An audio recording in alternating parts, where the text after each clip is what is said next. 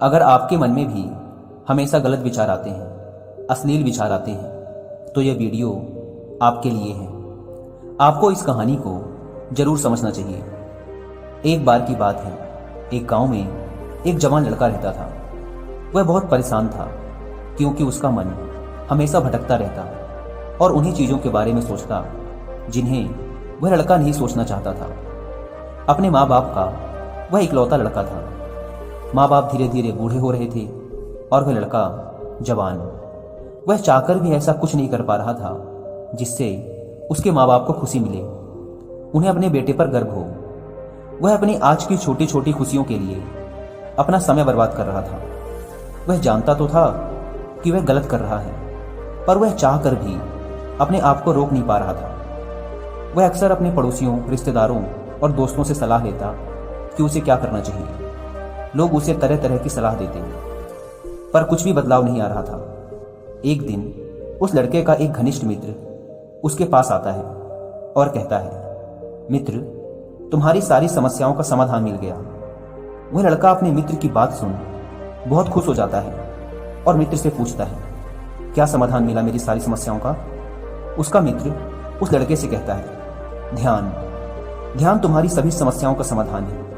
अपने मित्र की बात सुन वह लड़का कहता है, ध्यान, ये क्या होता है? वह मित्र उस लड़के को बताता है, हमारे गांव में कल एक बौद्ध भिक्षुक भिक्षा मांगने आए थे। गांव के सभी लोग उस बौद्ध भिक्षुक से अपनी अपनी समस्याओं का समाधान पूछ रहे थे, तो मैंने सोचा कि मैं भी तुम्हारी समस्या का समाधान पूछ ही लेता हूँ। जब मैंने उस बौद्ध भिक्षुक से अपने मन को बस में करने का तरीका पूछा, तो उस बौद्ध भिक्षुक ने ज़्यादा तो कुछ नहीं कहा, बस इतना ही कहा कि बेटे, जीवन की सभी समस्याओं का समाधान ध्यान है। मुझे लगा कि तुम जानते होगे कि ध्यान क्या है, इसलिए मैंने उस बौद्ध भिक्षुक से ध्यान के विषय में और कुछ नहीं पूछा। यह बात सुन वह लड़का अपने मित्र से कहता है, मुझे उन बौद्ध भिक्षुक से मिलना है। वह लड़का और उसका मित्र उस बौद्ध भिक्षुक से मिलने निकल पड़ते हैं और कुछ ही देर में वो उस बौद्ध भिक्षुक के पास पहुंच जाते हैं। वह लड़का और उसका दोस्त उन बौद्ध भिक्षुक को प्रणाम करते हैं और फिर उनसे कहते हैं, आपने यह तो बता दिया कि ध्यान सभी समस्याओं का समाधान है, लेकिन यह नहीं बताया कि ध्यान है क्या।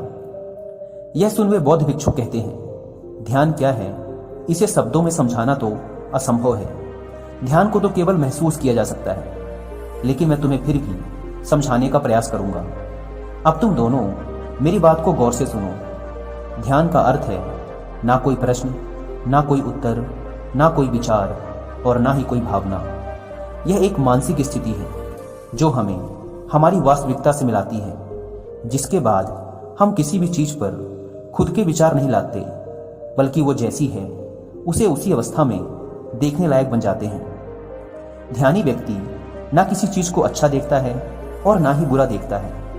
वो बस उस चीज को देखता है उसके असली स्वरूप में। वह लड़का उस बौद्ध भिक्षुक से पूछता है, इस स्थिति को कैसे प्राप्त किया जा सकता है? वे बौद्ध भिक्षुक उस जवान लड़के से कहते हैं, ध्यान करना बहुत ही सरल है। वे पूछते हैं, क्या तुम्हें बैठना आता है? वो लड़का कहता है, हाँ, मैं बैठ सकता हूँ। वे बौद्ध भिक्षुक पूछते हैं, कितनी देर बैठ सकते हो? वो लड़का कहता है, ऐसे तो कभी देखा नहीं, पर जितनी देर चाहूँ उतनी देर तक बैठ सकता हूँ।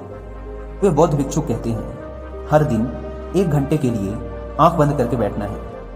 लड़का उन बौद्ध भिक्षुक से पूछता है, कहाँ बैठना है और किस समय बैठना है? यह सुन के वे बौद्ध भिक्षुक उस लड़के से कहते हैं, कभी भी और कहीं भी, बस जगह शांत और साफ सुथरी होनी चाहिए। इसके बाद वह लड़का पूछता है, मेरी ये बुरी आदतें कितने दिन में समाप्त हो जाएंगी? यह सुन वे बौद्ध भिक्षुक मुस्कुराते हैं और कहते हैं, सिर्फ एक ही दिन में, यदि पूरे दिन आंख बंद करके बैठ सको तो। इसके बाद वह लड़का अपने घर जाता है और ध्यान करने के लिए बैठ जाता है। जैसे ही वह लड़का अपनी आंख बंद कर ध्यान करने के लिए बैठता है, उसके मन में तरह तरह के विचार आने शुरू हो जाते हैं। जैसे उसे उसकी मुसीबतों से छुटकारा कब मिलेगा, लोग उसका सम्मान कब करेंगे, वह अच्छी धन दौलत कब कमा पाएगा, इस ध्यान करने से कुछ होगा भी या नहीं, मैं तो उससे बहुत प्रेम करता हूँ पर वह मुझसे प्रेम क्यों नहीं करती। इसी तरह के और भी विचार उसके मन में आना शुरू हो जाते हैं। तभी अचानक उसे उन भिक्षुक की बात याद आती है कि उन्होंने कहा था कि ध्यान में ना तो प्रश्न होते हैं और ना ही उत्तर और ना ही किसी प्रकार की भावनाएं। तो वह प्रयास करता है अपने मन के इन विचारों को रोकने का, दबाने का। पर क्या बहती नदी के पानी को कभी कोई पूरी तरह से रोक सकता है? वह लड़का भी बहुत प्रयास करने के बावजूद अपने मन के विचारों को नहीं रोक पाता और मन ही मन सोचने लगता है कि जीवन में बहुत से कठिन काम देखे, पर आज तक इससे कठिन काम ना देखा।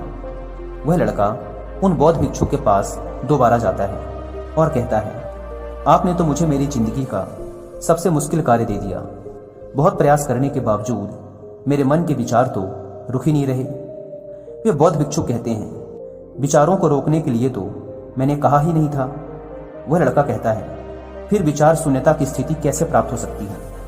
यह सुन वे बौद्ध भिक्षुक कहते हैं, हमारे दिमाग में हर क्षण बहुत सारे विचार पैदा होते हैं और मरते हैं, और उन विचारों में से हम एक विचार उठाते हैं और उस विचार से जुड़े हुए विचारों के द्वारा सोच बनती है और हम उस सोच में उलझ जाते हैं और फिर हम भूल जाते हैं कि हम क्या कर रहे थे।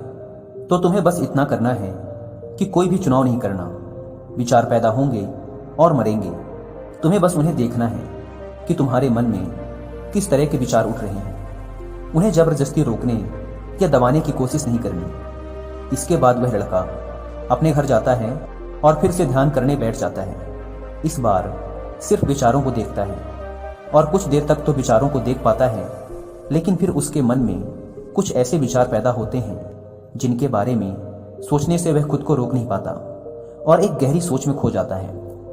कुछ समय बाद उसे याद आता है कि वह तो ध्यान कर रहा था।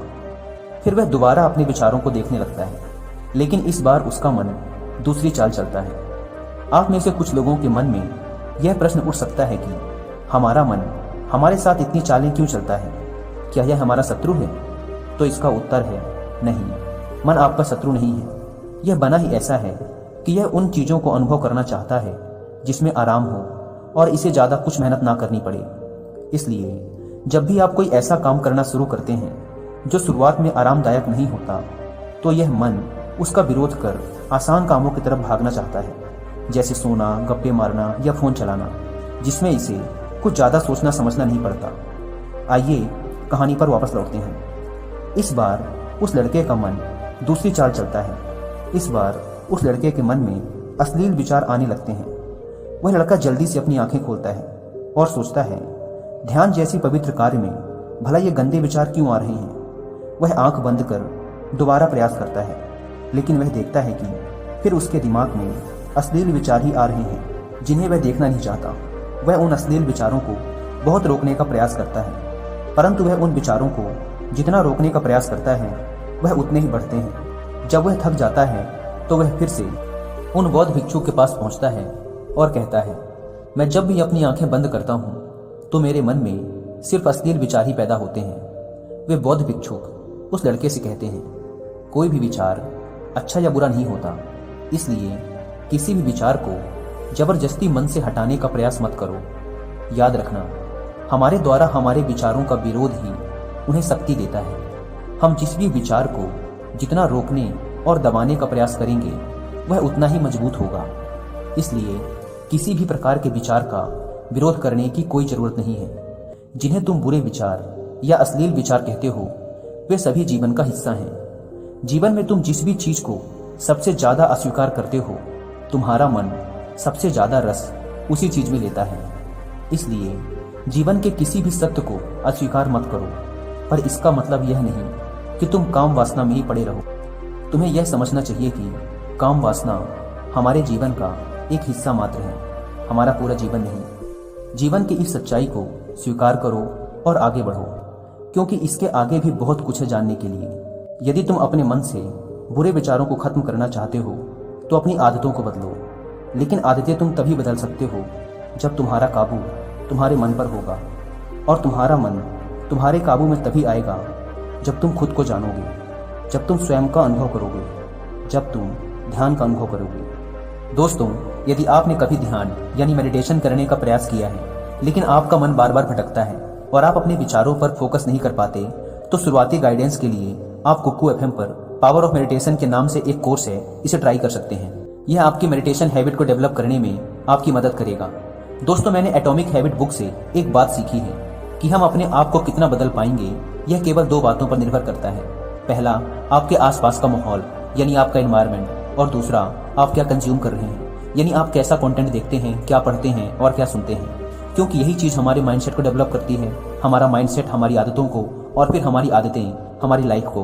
और जैसा कि मैं हमेशा कहता हूँ कि माइंडसेट डेवलप करने का सबसे आसान तरीका है उस फील्ड की किताबें पढ़ना या सुनना। अपने माइंड के थॉट प्रोसेस को समझने और एक मेडिटेशन हैबिट को डेवलप करने के लिए मैं आपको कुक्कू एफएम पर 3 ऑडियो बुक समरी रिकमेंड करूंगा, जिसमें पहली ऑडियो बुक समरी है the monk who sold his Ferrari